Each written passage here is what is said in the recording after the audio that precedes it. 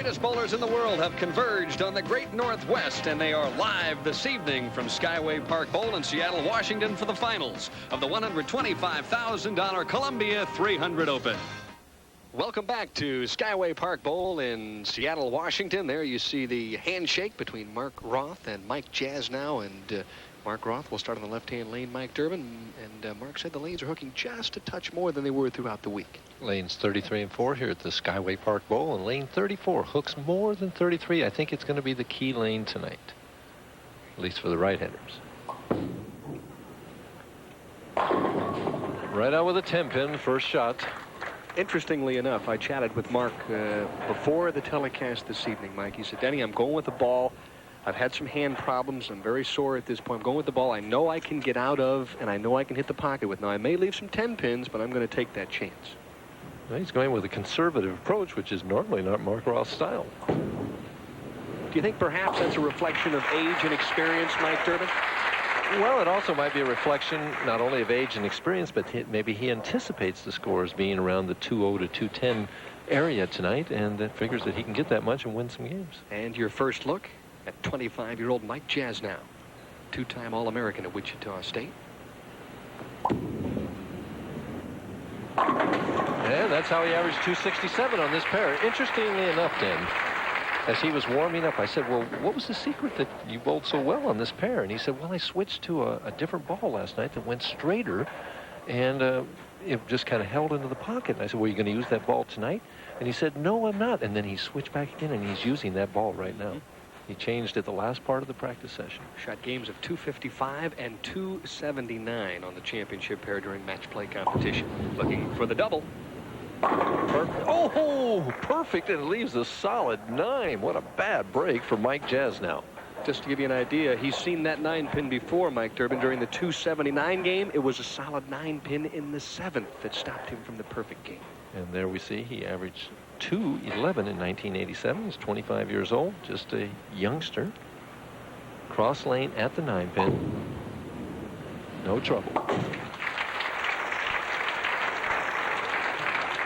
Mike Jasnow's style right here. Watch his swing. 4 steps, and the swing kind of comes behind the hip. Now watch the follow-through. Right there behind the hip. The follow-through goes, kind of fought to get out of that ball a little bit, but right out toward the target. Roth hooking the ball a little bit more. And gets the message. Is that the head pin, Mike, most of the time, the messenger pin? Definitely. Most of the time, that's the head pin that goes to the sideboard and comes across to get that 10 pin. Mark Roth with career earnings in excess of $1,225,000. And there you see his numbers for the week. And that's how Mark, through the years, has made all that money. He's had a big average. 2.5 years since he last won. For the double.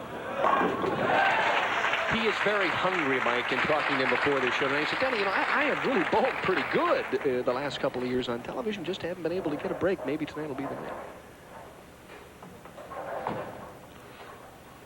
Well, Jasnow bowling, almost a legend, Mark Roth. Has to be a little bit intimidating to him. Is that worth a couple of sticks here and there, do you think, Mike? Well, right away, it's worth a 4-7-10 right now. Is it right lane? Again, we talked about hooking more than the left lane and being the key lane tonight. It appeared as if Jasnow didn't rear at the line, but didn't quite stay down and threw the shot. Ball's a little bit left of target right away. Almost has to give this a shot. And doesn't. Goes for the fill. So why do you say that at this point, Mike? You don't expect Mark Roth to open or shoot a game under 200? No, I think Mark Roth's the type of player, and he just seems very aggressive tonight as we see Mike Jasnow's average for the week of 218 and a high game of 279 right on this very pair. It just appears Roth is very aggressive, and I don't know, just the type you don't want to get too far behind right away. Jasnow elects to re-rack on lane 33. There you see the scoreboard. Roth with a big double in the second and the third. Actually, Jasnow should have started with a double. Left a solid 9 in the second. If you can rectify that situation on lane 33. Oh boy, he's in big trouble now. The Greek Church, the 4, 6, 7, 9, 10. He probably will shoot for the 3 on the right. and hope that he can hit the 6-pin thin, that it will deflect off the 9, and he'll get a kick on the 4-7. Mike, well, we'll touch on something when we come back here in just a moment. I ask you how you can, oh my goodness, got 4 out of the 5. How you can throw 2 great shots and then throw it through the nose a couple of times. But Mark Roth is feeling a little bit better. He leads by 35. We'll be back with more of match number 1 right after this message. The bowler many feel may be the greatest of all time, although that's strictly opinion. Mark Roth still very much alive. And you see that with a below 500 career TV mark. It's hard to believe. Just shows you how difficult it is to win game after game on television. Roth looking for the turkey on the right-hand lane. Take a commanding 45-pin lead. He likes it, but once again, the solid 10, Mike Durbin. Keeps Jazz now in the match. Barely breathing, but he has a little life left in him. Well, it's early, though, Mike. It's only the 4th frame. But you just don't give a bowler like Roth a 35-pin lead and expect it to... he's not going to lose the match. You're going to have to come back and beat him. That's a good point. He is a tremendous match play bowler. But he struggled the last couple of years as far as winning is concerned. I asked him what his thoughts were about tonight, maybe winning title number 33. Well, Denny, I've bowled well over the last 2.5 years. I've led some tournaments, had some bad luck on TV, and hopefully today I'll be able to change that luck and go on and win my 33rd title. Start talking numbers like that 33rd title. I mean, most of us, we can't even count that high. Another solid 10. 3 10-pins out of 5 frames for Mark Roth. He anticipated leaving some of them with that bowling ball, and he certainly is. He's no different than any league bowler. When you leave those solid 10s, the pros don't know why it happens. All you can do is keep stepping up there and throwing the same shot, right?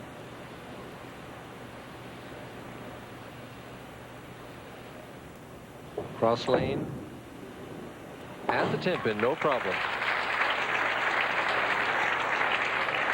Side view of the great Mark Roth, sometimes 6'd it. 1, 2, 3. Now he pushes it. There's 4, 5, 6. Look at the high backswing. I thought he had lowered it some, but it's still real high.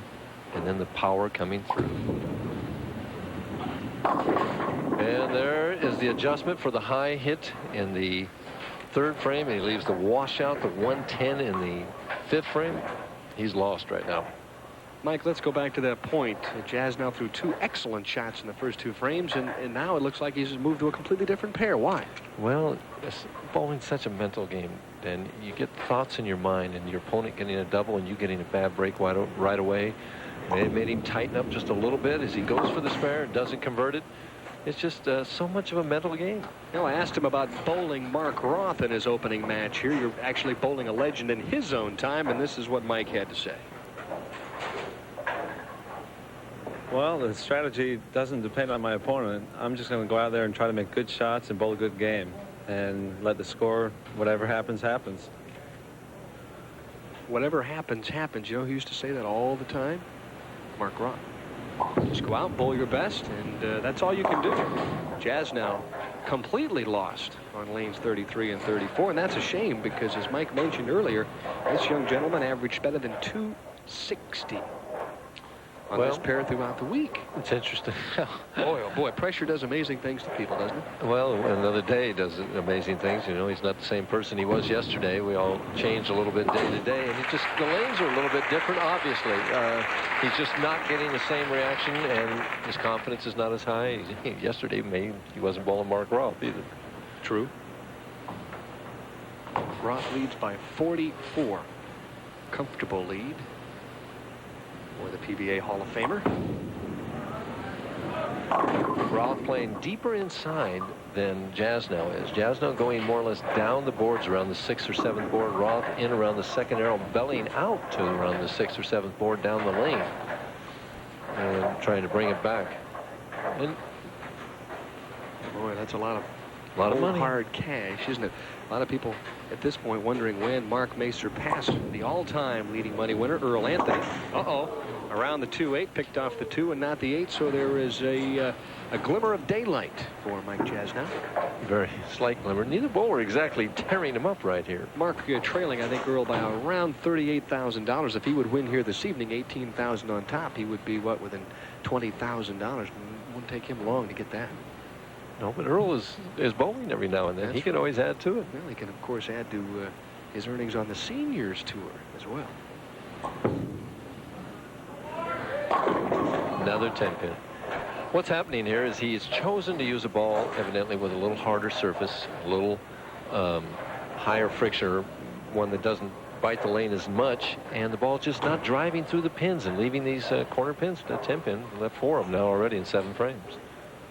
He's had a storied past as far as his hand is concerned. Before the telecast this evening, Mark put it out in front of Mike and I. He's got 8 different patches on that hand, preventative patches right at this point, and apparently he's still struggling a little bit. Delivery of Mark Roth. 7 steps. The backswing not as high that time. And the ball is going to deflect here, Dan. Watch the 6-pin, second from the right. Just didn't have the power to get that 10-pin out. The 10-pin stands, but Roth still leads by 31. Don't go away. Jasnow is still not out of the wood. Jasnow needs to find something in a hurry.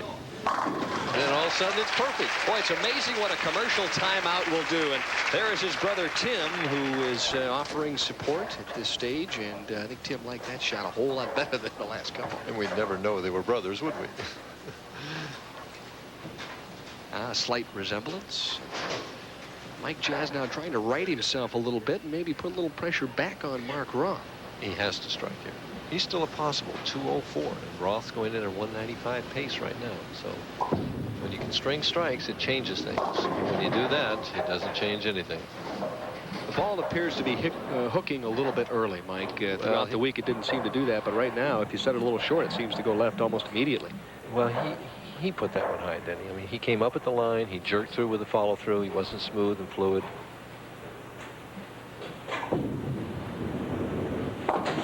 No problem with the spare, but he needed a double. Looks good at the start. Good push away.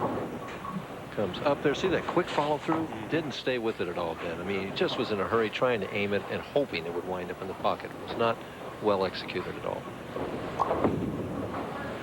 Roth, though. Oh! The 10-pin barely falls. Well, Mark Roth showing a little emotion there as the 10-pin finally toppled.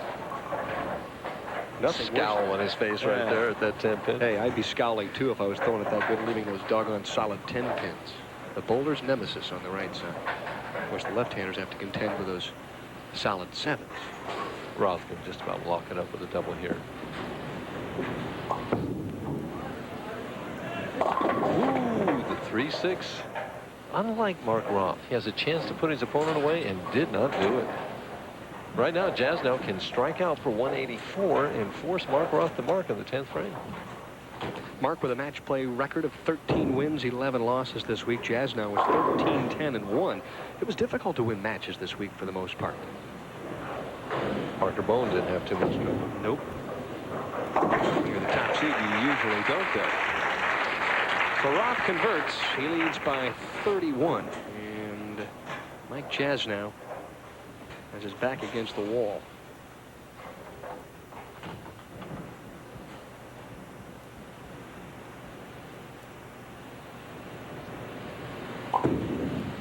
Has to have it. It doesn't. 3-6-9, and it's going to be history for Mr. Jasnow. It's chalk it up to experience and say, well, 5th this week, and maybe we'll do better next week.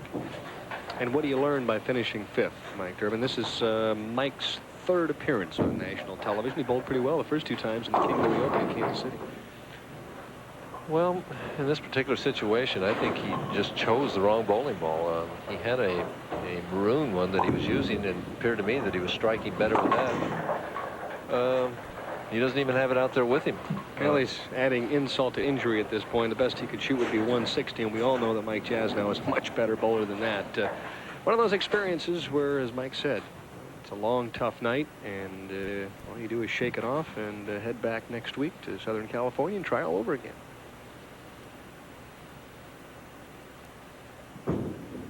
Mike's TV record coming in was 2 wins and 2 losses, so he'll dip just below the 500 level. Much more speed on that shot, but that figures right. You leave the 10 pin. Well, I was relaxed now. The worst thing can happen has already happened. Yeah. Boy, that's a gut-wrenching feeling when you're out there and all of your friends and relatives are watching on national television. You try the best that you possibly can. And you bowl 150. I've had it happen to me. So. What's the lowest game you ever shot on national television, Mike? I bowled 150, I forget, it was 156 or 7 against David Ozio for the title in Tucson. Oh, brother. 1985, I think it was. Bet you slept well that night. Yeah. You were sleepwalking during the title match. Started that match with a double, too. Oh, no. You didn't have to say that, Mike. Oh, well. Tough on a third-year pro Mike Jasnow. He'll learn from this experience, though. He's a tremendous player. And he strikes on the final shot. Mike offering his congratulatory handshake to Mark Roth. 150 the score for Jasnow, and this will be one that he'll try and forget as soon as possible. Question is whether Roth's going to find the right combination to knock over the 10 pin. Finding the 1-3 pocket has not been the problem. But knocking that 10 pin out like that has been. Mark standing there with the, well, will it strike this time or not look on his face, and obviously he carried. He could shoot 205 if he throws 2 more strikes. At this point in time, Mike, do you think that Mark maybe should use another ball in the fill situation since he's already won, just to maybe take a couple of shots? Well, it would be a thought, but I don't think Mark Roth's going to do it. He's going to try and rev it up a little bit more, lift it a little harder, maybe have a little more loft, something like that, to find a way to knock that 10 pin over.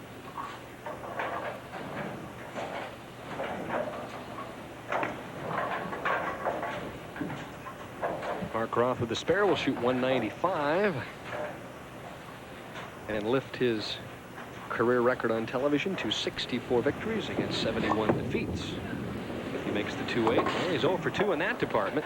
But he wins nevertheless, 194 to 150. A low-scoring affair, but the scores don't mean much. All you want to do is keep climbing the ladder. And that's what Mark Roth has done here in game number 1 of the $125,000 Columbia 300 Open. Tonight. And here we go, match number 2. Mark Roth once again starting on the left-hand lane in match number 2. Well, that's Scott Deaver's choice, as he has a higher finishing position, so he gets to choose what lane he wants to finish in on, and all the players except for one chose to finish on the left lane, that one being Bobby Jacks. Roth, who did not throw a practice ball at all in between. He had some interesting strategies. He lives the 3, 6, 9, 10. Roth didn't throw any practice. He can go over to the adjacent lane and practice in between, but he didn't do that. And it appears that his first shot here was just a little bit soft with the speed. As he didn't get out of that thumb clean, the ball hooks way too soon. He's got a tough spare. Scott Devers, on the other hand, see the spare, doesn't make it. Gives Devers an open right away. Devers on the practice pair over here was not practicing at all. Didn't throw any shots until he gets 4 shots when he comes over here, and that's all he got, and he's ready to go. So these guys don't believe in too much practice. 5 foot 11 inch, 145 pounds. Scott Devers, 25 years of age, out of Centerville, Indiana. Trips at 6 right away. That's the way Billy Hardwick used to do it on the right side. Devers, an interesting player, to say the least. You see 207.04 is 87 average, but he averaged better than 221 in this week's tournament. He was the top pin getter.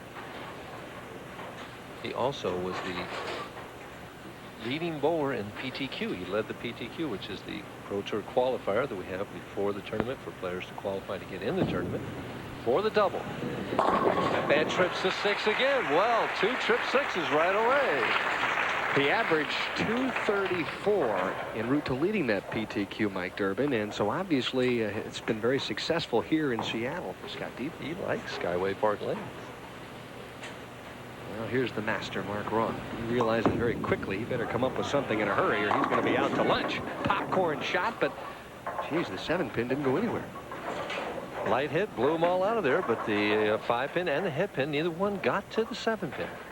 Isn't it supposed to be the veteran that comes out and throws the key double and the youngster supposed to be making the mistake? Right, these youngsters, they're so nervous. He's bowling Mark Roth. He's scared to death, isn't he? Boy, oh boy. And people don't realize just how tough it is to win out here. You got a great player like Mark Roth, and he's going to have to pull out all the stops to beat this youngster from Indiana. Well, it's early. It's early in the match. Yeah. Mark Roth 4 times PBA Player of the Year, 5 times won the George Young Memorial High Average Award. 1978, I had the pleasure of working on the tour and watched him win 8 tournaments, Mike Durbin. Maybe the greatest year in the history of any bowler. I remember that. Oh, brother. I was out here bowling regularly, as you know. That Probably beat you a few times in the process. What a great year. Gave it plenty of room, and this one came charging back. So on the left-hand lane, Roth comes up with a big strike, and he needed it. Well, you need one before you can start a string. Profound statement there. Devers on a double, leading by 21. I think it's imperative that he stay ahead throughout the entire match. I agree. Very unusual swing. Gave it too much room. And that's nerves. I really believe that that's simply nerves. He came up and was just a little bit high the first 2 shots, and he thought, well, I don't want to go high and leave a split and give him an opening, and he just threw it out the window. And there you see the high game, 277. What a tremendous average, 221.68. And I mentioned he was the top pin getter. And he better not miss this spare.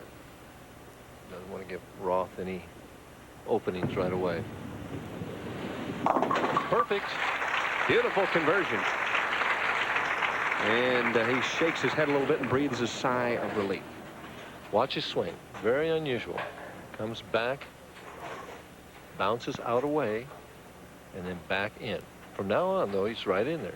He goes right through it at the target. It's almost like the old figure 8 swing, isn't it? Almost. Made famous by Billy Whaley? Or no? With Whaley, he just did it with his hand. He didn't do it with his swing. Leaves a 6 this time. Ball rumbled just a little bit, nicked that thumb hole right at the end. Again, indicating a little bit of nerves.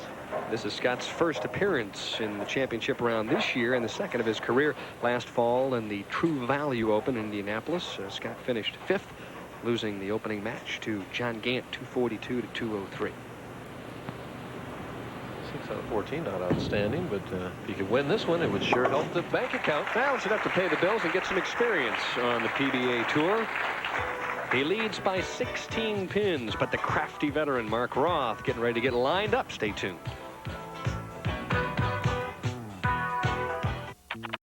Roth looking for a key double in the 4th. Cut the lead to 6. Solid. You don't see Mark Roth get down on one knee very often, Mike, but I think he is already sized up the match and realized he needs to take control. Well, he wants to put some pressure on this young player. Like he's saying, I'm the veteran here. I'm supposed to come out with the strikes. I'm not supposed to open right away and let this kid get a double on me. He can take the lead right here with one more.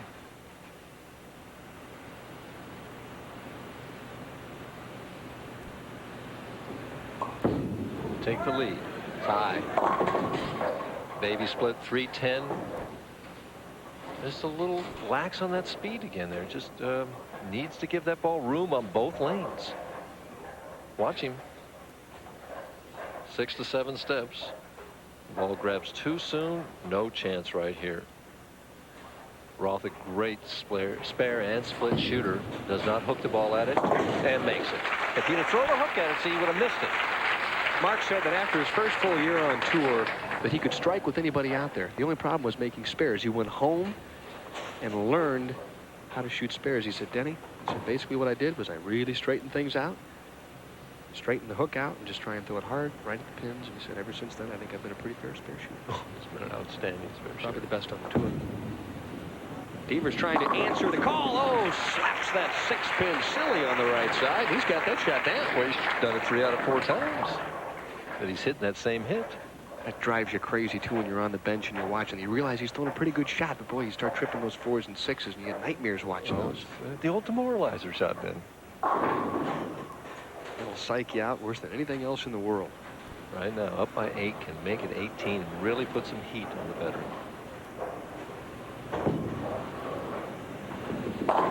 Oh, trying to trip it again. He figures, well, if it worked before, it'll work again, but it didn't. Boy, it's amazing when you look at Mark Roth how high his backswing is.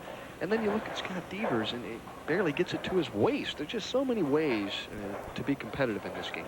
But what is interesting is a player like Devers with that short backswing, you expect him to be accurate because he doesn't have that big trajectory. But Roth is just as accurate even with a much higher backswing. And obviously with much more power, too. A lot more area. Mark Roth last year winning $84,000, and at this point at $39,000. There you see the co-proprietors here at Skyway Park Bowl. And of course, Ron, I think that Dave Pardee and his brother Rod. And the rest of the family, the Pardee contingent, all the kids on hand here. Roth with a dice-o-matic strike on the right-hand lane. And both players beginning to zero in just a little bit. Well, the momentum, as Roth asked for a re-rack, I think still rests with Roth right now. He just has an era about him that he just feels like he's going to win. It's just a matter of when he's going to do it in the match. He's going to take command. But he hasn't yet. He still trails by 8. And he re-racks on lane 33.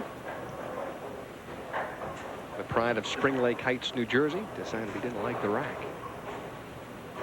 Trying for his second double of the match. Could lead by 2 if he strikes here. Again, and this time it's more difficult. The 3-9-10. This is one of my tips later on. He can't throw the ball straight at this particular split. He's going to have to hook it at this. And he's just getting an early reaction. This lane is supposed to be tighter, and it's fooling him right now. I think he even moved deeper, and it hooked quicker. And he is really throwing the ball hard, too, Mike. Plenty of acceleration. He's going to have to hook the ball at this spare. He can't make it throwing straight. Through the hook. And that's when you shoot it from the left like that, that's the result. So an open for Roth in the 7th frame could turn out to be pivotal. He leads, or I should say he trails right now by 15. There you see the leader. And let me correct myself. It's a 20-pin lead for Scott Devers, who is up and ready to shoot here in the 7th frame. And he's been standing in that exact position now for the last 30 seconds, just with his head down and concentrating on what he wants to do. Career earnings of $43,609. Would love to add $18,000, the first place check to that total. And it took a little extra time.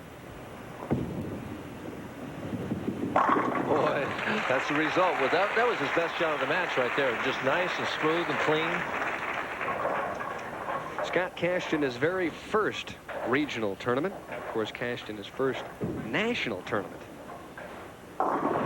As we mentioned at the top of the show, as we see that graphic there, that it hasn't happened since the Peoria tournament in 1986, tournament that a right-hander won. What's going through Mark Roth's mind at this stage? How to hit that left lane for the double. Perfect. Boy, he's zeroed in. Well, that was Pack City on the left-hand lane. So Devers with a crunching double in the 7th and the 8th has now developed a 30-pin lead. Devers playing out around that first arrow.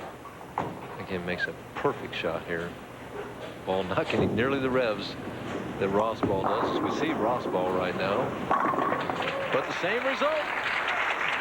Right now, Roth is potential 215 if he strikes out. He has not struck on the left lane since the 3rd frame. He needs to find this left lane right now because he's been hitting the right lane. Scott Devers is going at a 215 pace right now. The difference is 30 pins, but it's still anybody's match. Roth needs to make an adjustment. Mike will talk about making adjustments on the approach in his tip coming up in just a couple of moments. Boy, he gave that one plenty of room. How about it? Come on back, and there's a slashing strike. And so the seasoned veteran keeps his hopes alive. He moved a little bit more, and he increased the speed and threw it further right. Well, the great ones make the great adjustments, don't they? The ball gets out around the 5th board down there and comes in light and carries that high percentage light hit. Devers leading by 20. Needs to get one more. And does. Perfect. Right now, he just needs a mark. That does it. If he can just mark in the 10th frame, as Roth says, what am I going to do when he throws him like that? I think Mark, at this point, appreciating Scott Devers' ability. It doesn't get any easier. Mark will be the first one to tell you that there are nothing but great young prospects out here on the PBA tours. He's still kind of smiling and looking over at the monitor. I think Mark realizes he's just been beat by the better bowler, perhaps. Why does that not beat yet? He needs a mark. Oh, that's true. And oh, my goodness. He did not get it. He left the 4-6-10, and he's going to open in the 10th frame. Mark Roth will need 2 strikes to win. He'll finish with 201, 210. Roth will need 2 strikes in the 10th frame. You see Mark's calculator shifting into high gear as he looked up at the scoreboard, realizing exactly what he needed. And the right-hand lane has been the better of the 2 lanes for him. That's right. The burning question now will be, can he carry the 10-pin? Because he's definitely hit the pocket virtually every shot on the right-hand lane 34. And Devers is just kicking himself. He had the match won, just needed the mark. Count was unimportant. Well, Mark Roth has talked about getting a good break on television. He hasn't had any in quite a while. He might have just gotten one right there if he can take advantage of it.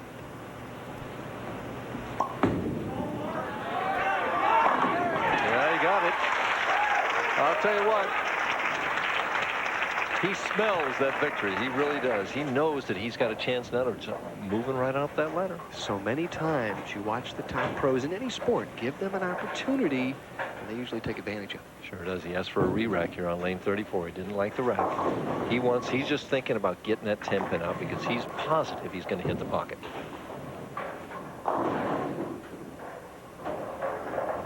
Earlier in match play competition, Scott Devers defeated Mark Roth.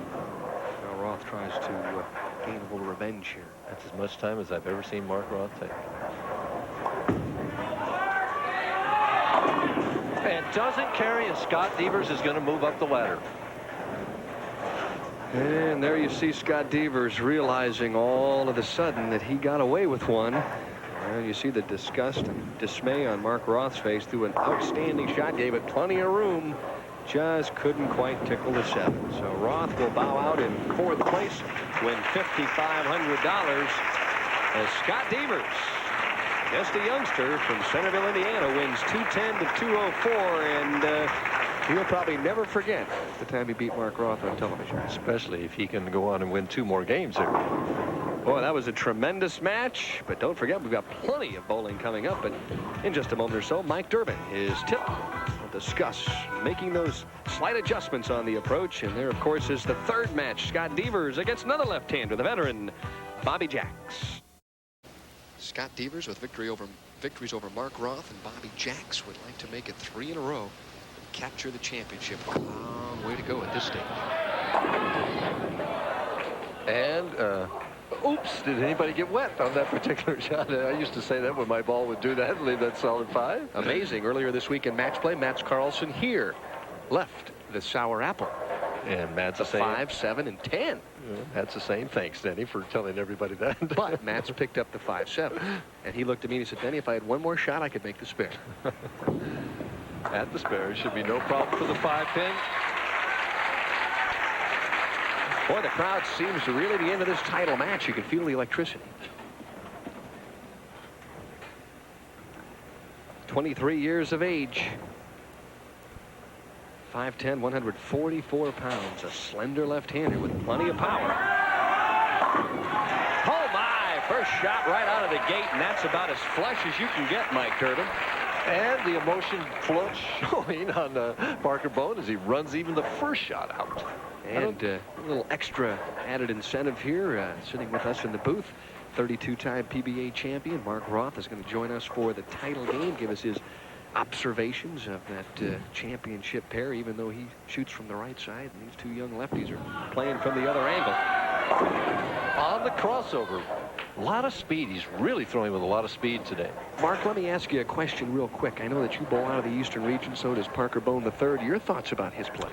Parker's a very good young bowler. He's learned a lot over the last 3-4 years, and he was telling me today lane 33 was hooking more than 34, and for the right side it was complete opposite, which is normal for us.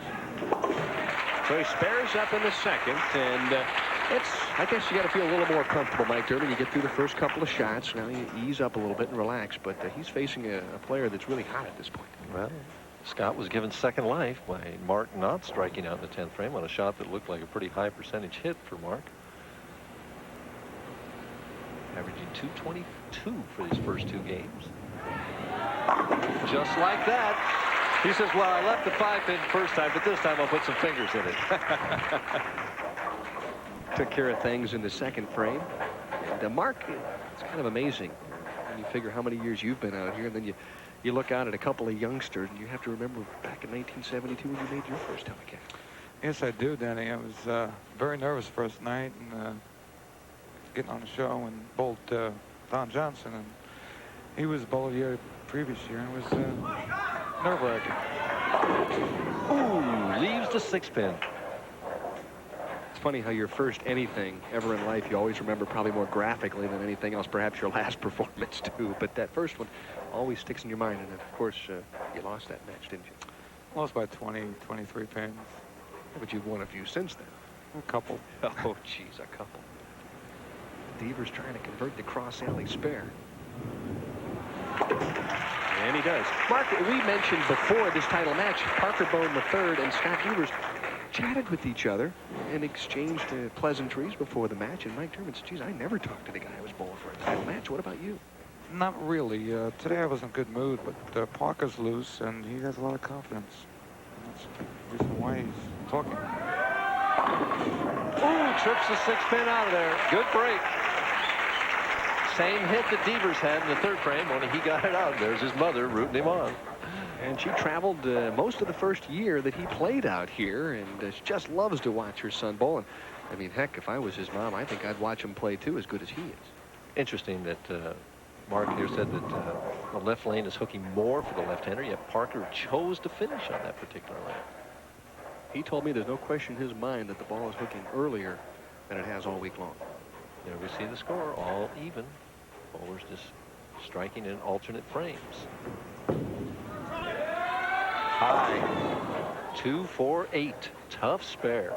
And there you see him shake his head a little bit, and the 1-pin spares are tough enough. 3-pin spares are a real adventure. Well, it looks like what he's trying to do is make the adjustment on that left lane with speed and make sure that he keeps the speed, but he's going to have to make a move or something, a couple of a board or two with his feet to get that ball into the 1-2 pocket.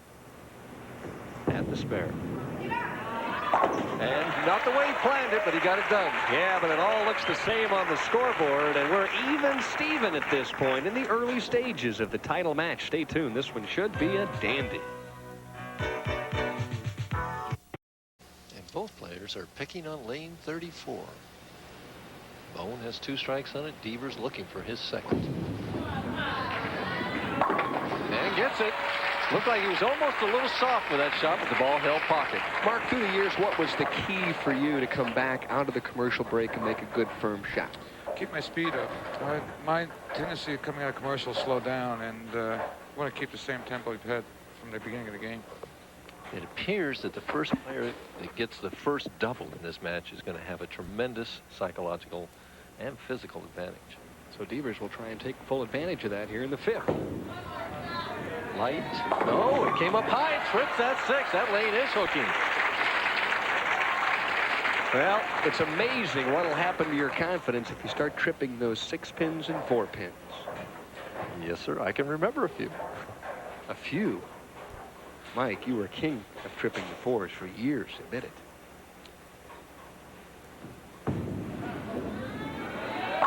Well, Bone is just wired. Interesting. He picked the finish on the other lane. Was that a mistake on his part, Mark, do you think? I think he wanted to finish first and put the pressure on Scott, but it looks like right now it's not working to his liking. Unless he makes an adjustment here on lane 33, he has struggled on the left-hand lane.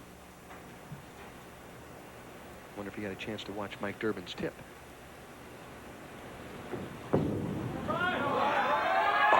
Yeah, he made the adjustment. I don't know whether he moved or whether he kept it, just tried to do it with speed or what he did, but whatever it did, it wound up in that solid, that 1-2 pocket. Boy, this is a big shot for him, and he just threw it beautifully. Look at how clean the release is, and heavy fingers, and that ball's rolling like crazy. Tremendous shot, and he knows it. That Houdini shot, the disappearing act. Back to live action. Scott Devers trying to answer the call, and doesn't quite trip the 6. Had it wiggling just a little bit. Tantalizing 6-pin. Just an eyelash high.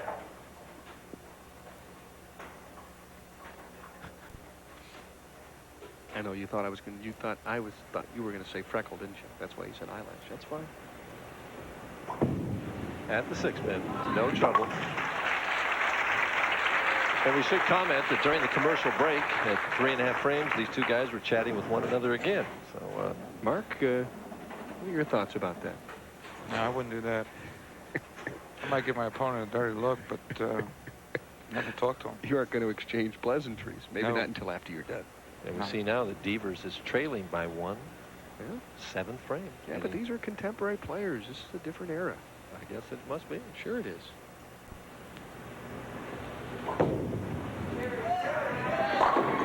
Boy, he's just thrown every ball in the pocket. Well, he sets up an opportunity for a double, but meanwhile, back at the ranch here in the 7th frame on the right-hand lane, Parker Bone III could take an 11-pin lead with a strike here. Seems to be the crowd favorite. Bone seems to be the crowd favorite here. A little extra time.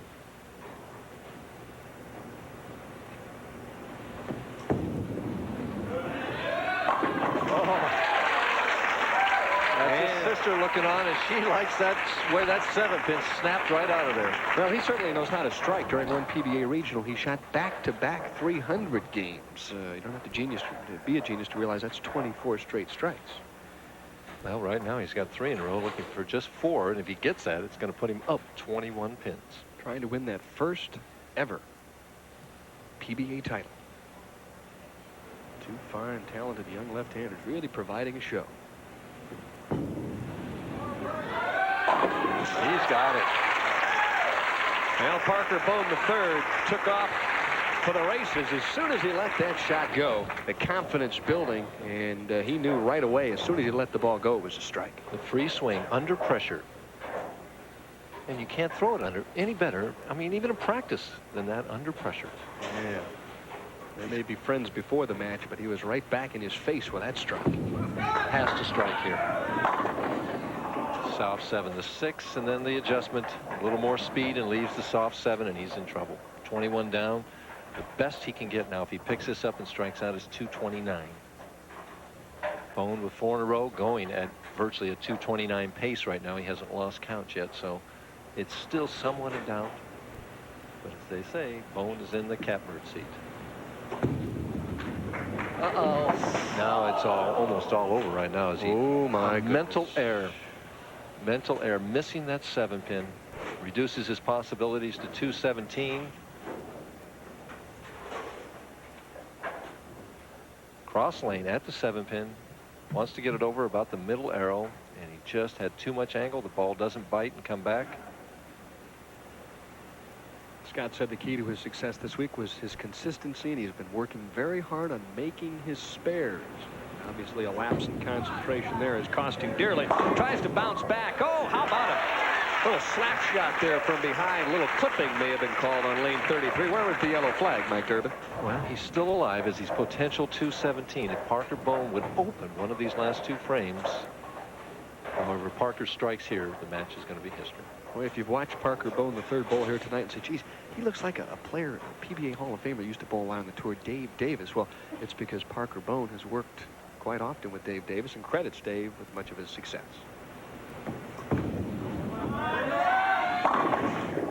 Leaves the 6-pin. Making this, he's going to have to mark in the 10th frame. Very aggressive, and there you see the fingernails are coming off. You never trim your fingernails when you bowl on national television. You got to have something to chew on when you come down to that title match, don't you? Trim the right hand, chew on the left. Or opposite if you're left-handed. Words of advice from a man who has gone through that a few times. At the 6-pin. I love the way he shoots those spares. Very aggressive, right at him. Zips it right at him. The most important frame of his young PBA career is coming up right now. Mark, do you remember what went through your mind when you won your first PBA title? I just wanted to throw some strikes that day. Well, he shot 299 when he won his first PBA title. Couldn't even shoot 300. Nice going. What can I say? First win, first 300.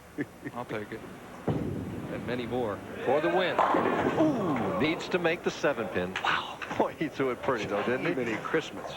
That's really the key to a great player, though, or potential, isn't it? When you need to strike to throw it that well. Well, what happens if, yes, it is, but in the match right now, if he misses this, Devers could strike out for a tie. So he must make this spare. Very little time. Hard. He's got it. That's it. He's the winner. He's won his first title.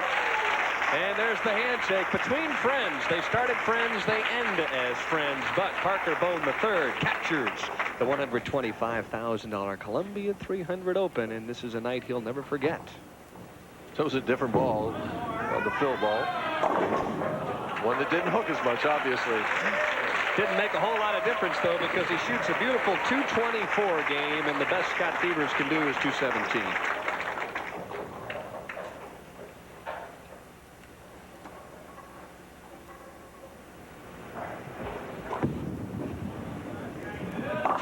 Well, doesn't make a whole lot of difference at this point, and well, that was the I'm locked out of this, really don't care shot. I know both of you gentlemen have been in that position where you bowled for titles, feel like you bowled pretty well, and you just didn't come up with enough. Many times. Well, Devers leaving the 6-pin in the 6th frame, 7-pin in the 8th frame. Killed him. If he'd have made that, though, he'd have still had a chance coming into this frame. And of course, that 7-pin. Missing the 7-pin really just took all the wind out of his sails. Yeah. In a title match, you just can't afford to make mistakes like that. Well, I can remember back in 1983, I missed a 10-pin against Charlie Tappan, boy, in a tight match. And when you do that, your opponent just says, adios.